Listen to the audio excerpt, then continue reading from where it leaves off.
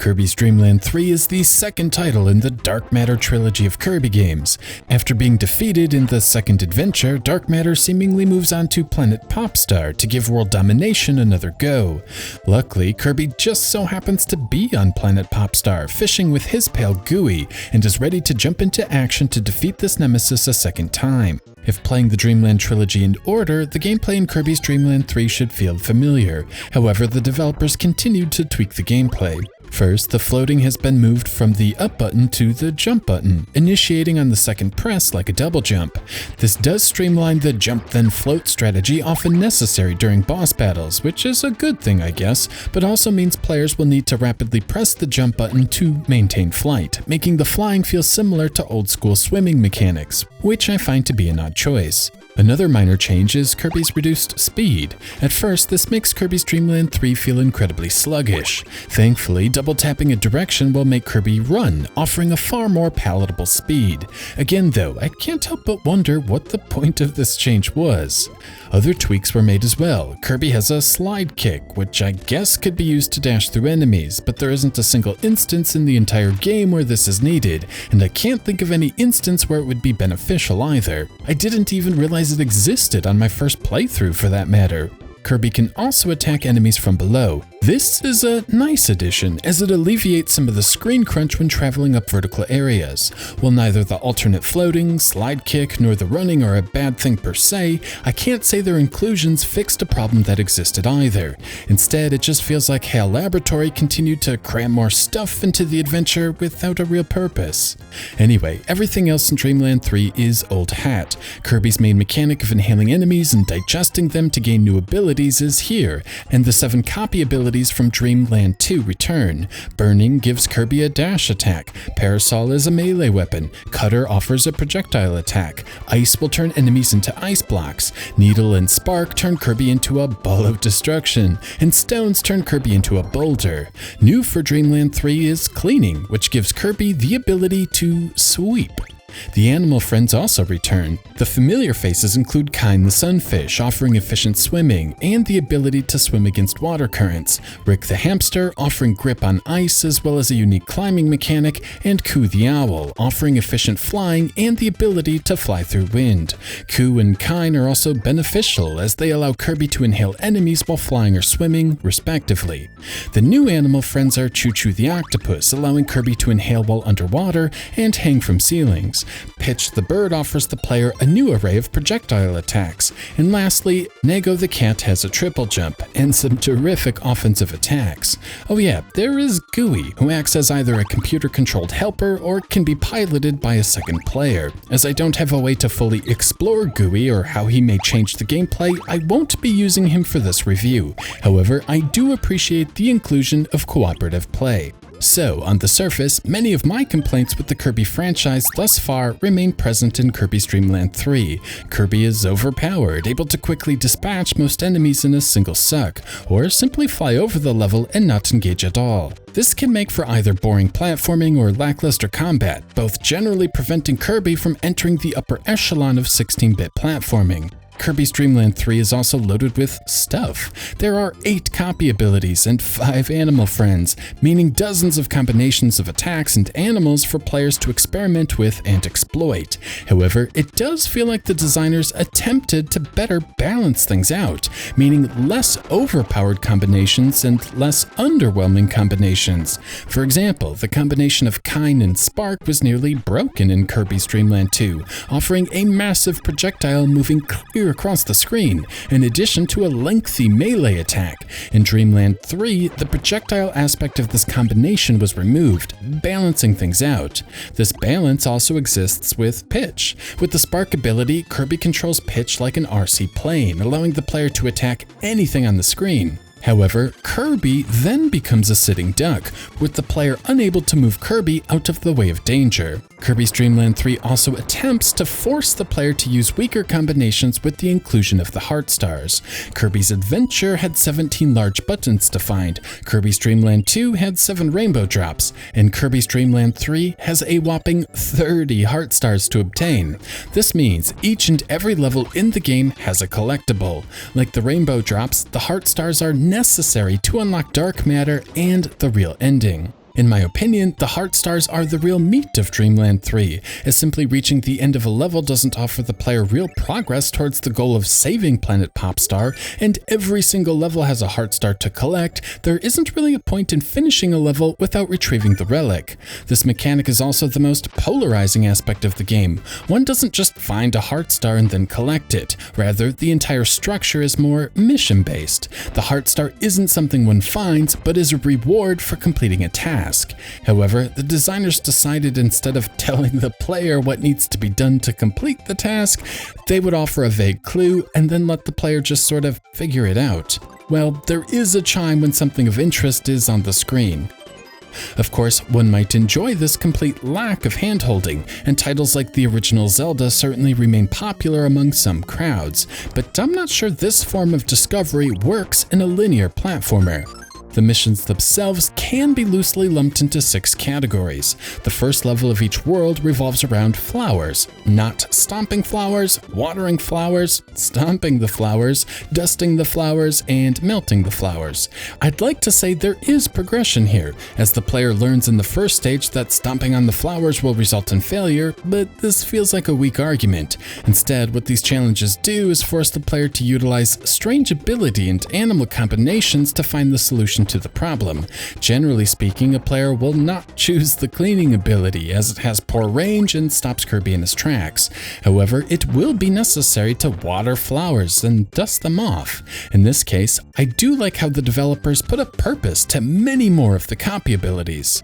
The second level challenges are more bizarre, if that is possible. The player needs to interact with an NPC in a specific way to cheer them up, such as giving them a hug, I think, dancing with an umbrella, sweeping dirty floors, popping a balloon, and freezing Metroids.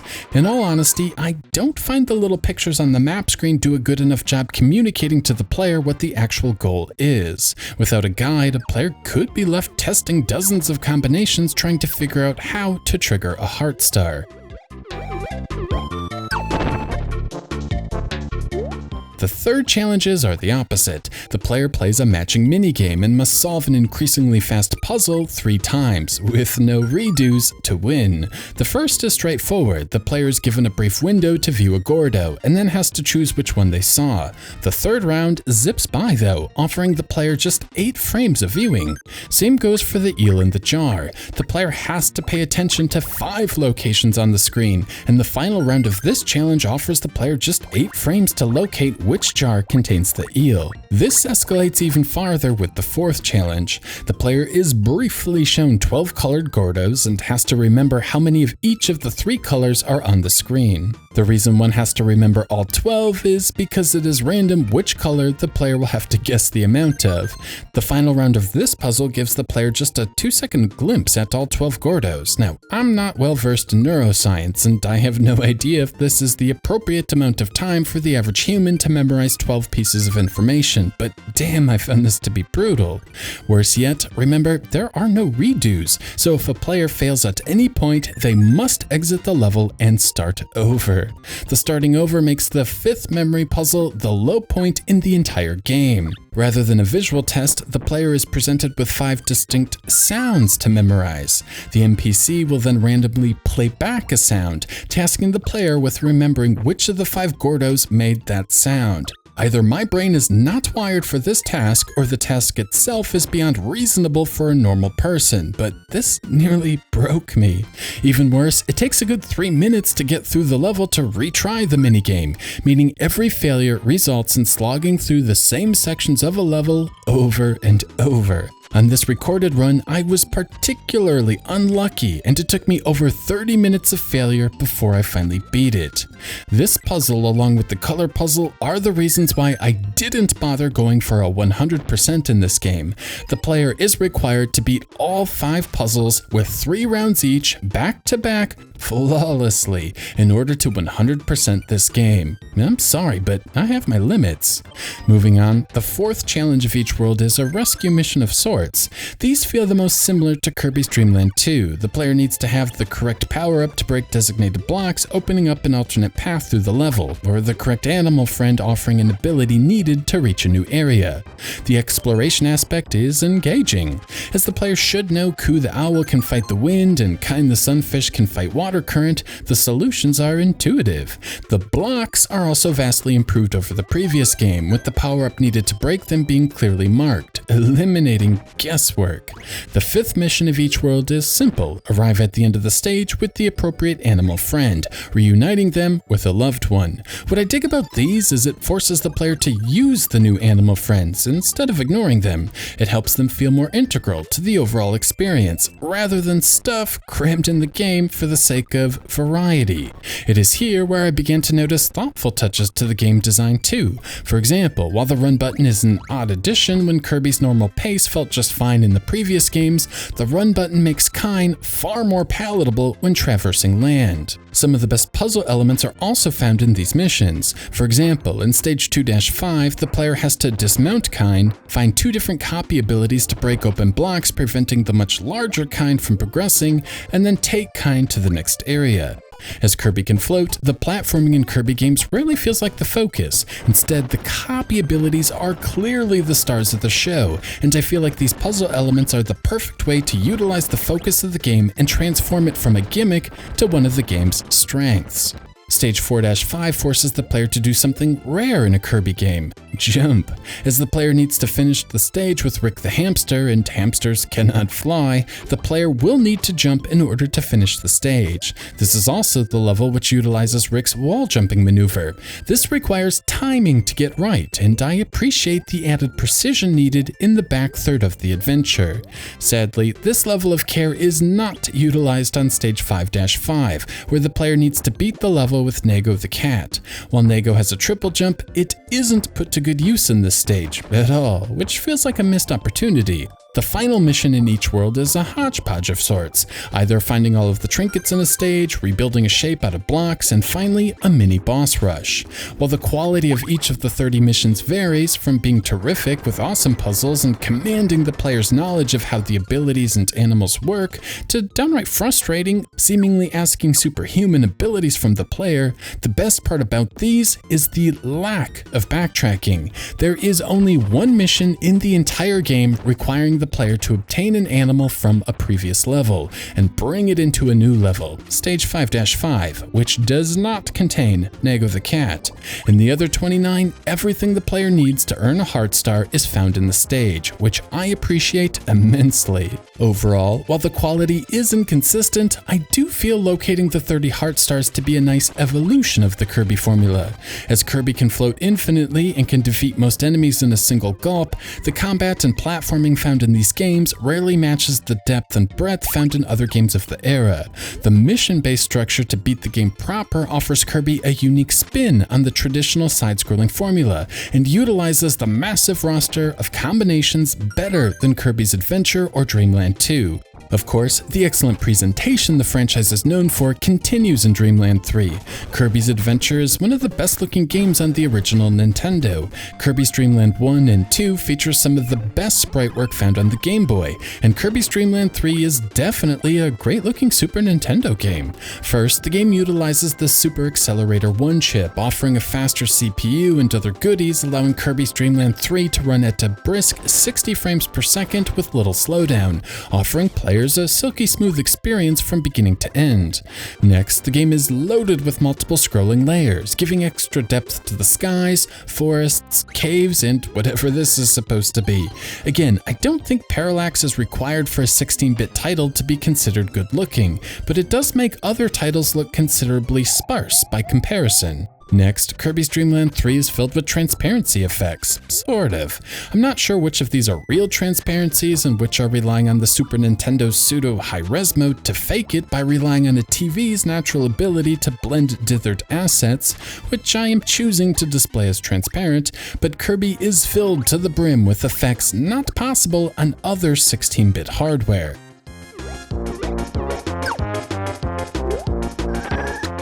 This makes sense for water, of course, but the artists also utilized the effects on trees and plants too, helping Planet Popstar feel like a distinct and unique place. And of course, the entire game has an unusual art style. Many sprites and tiles have a handcrafted feel to them, like they were created out of tissue or construction paper, or drawn with crayons, colored pencils, or even painted. Something about the overall presentation is striking and appealing. Perhaps it's the unique style I'm drawn to, or perhaps it is the terrific use of color.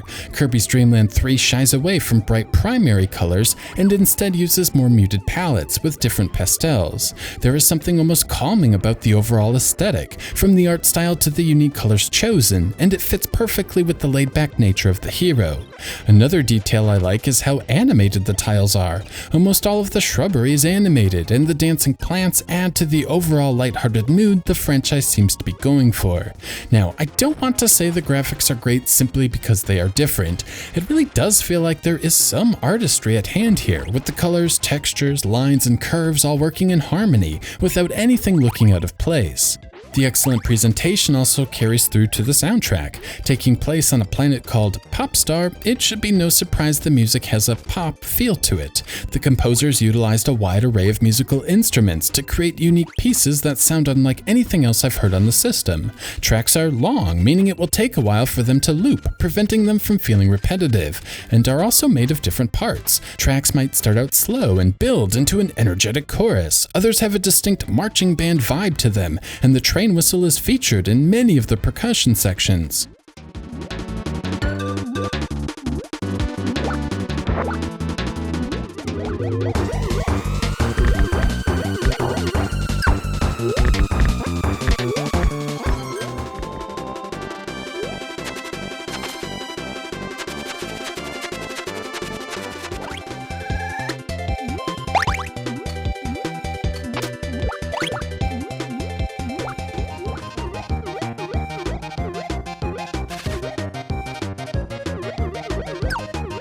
However, I must admit I'm struggling to identify why I enjoy the music so much. None of the tracks are particularly memorable, meaning they never got stuck in my head, and I wouldn't call them catchy, but oftentimes during my playthroughs I would make a mental note I was enjoying what I was hearing, but I can't explain why.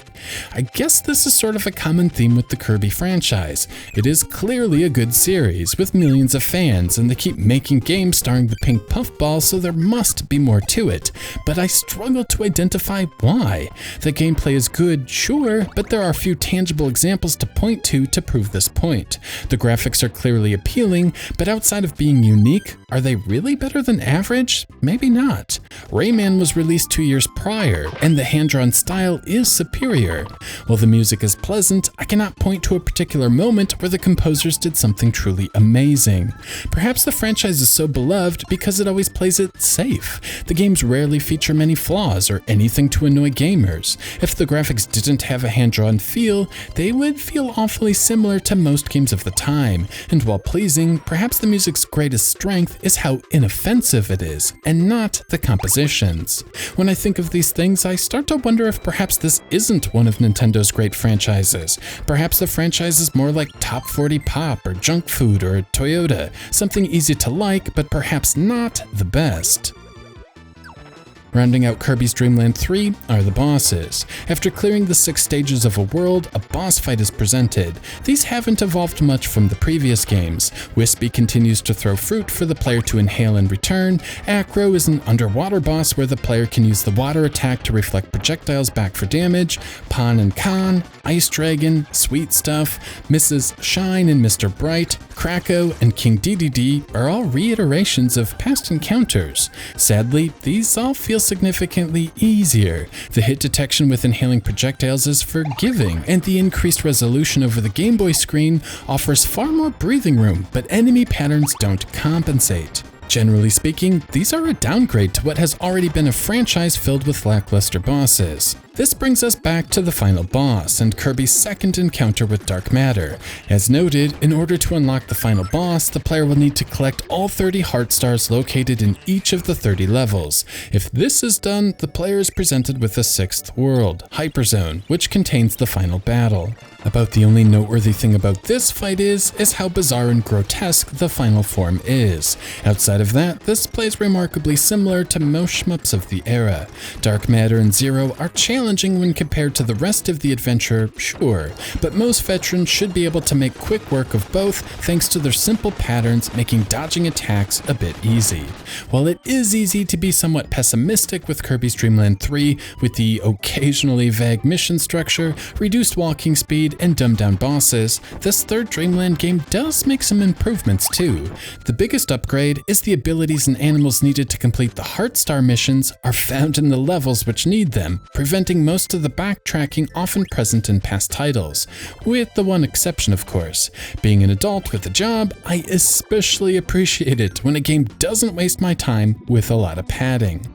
The breakable blocks are also streamlined, with the ability needed to break a block being obvious, eliminating a lot of trial and error when compared to finding rainbow drops in Dreamland 2.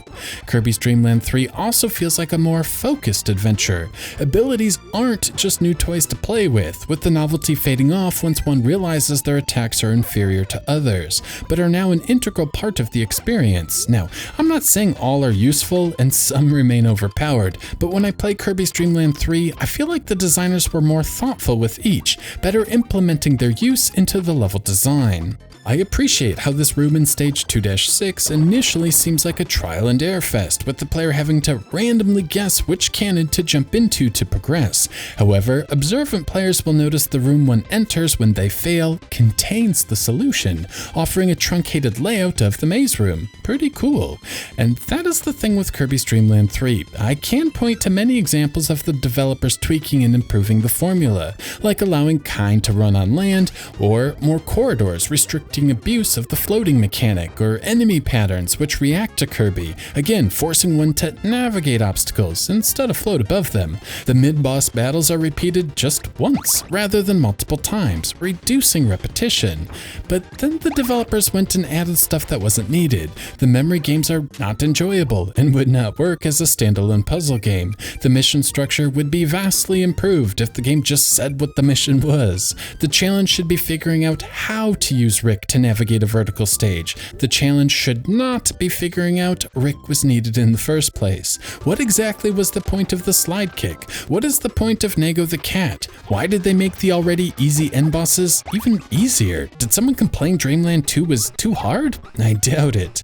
At the end of the day, I'm left with the disappointing yet somehow comforting fact this is just another Kirby game. The soundtrack is interesting with restrained reverb. The graphics are appealing with pastel coloring and a nifty arts and crafts style, and the game remains supremely approachable.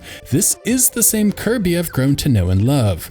But on the flip side, once the veneer is peeled back, Dreamland 3 is often mediocre, with many levels remaining far too simple, the combat needing little strategy or proficiency from the player, and the game not being nearly as fun on repeat playthroughs as a result of the basic nature of the levels.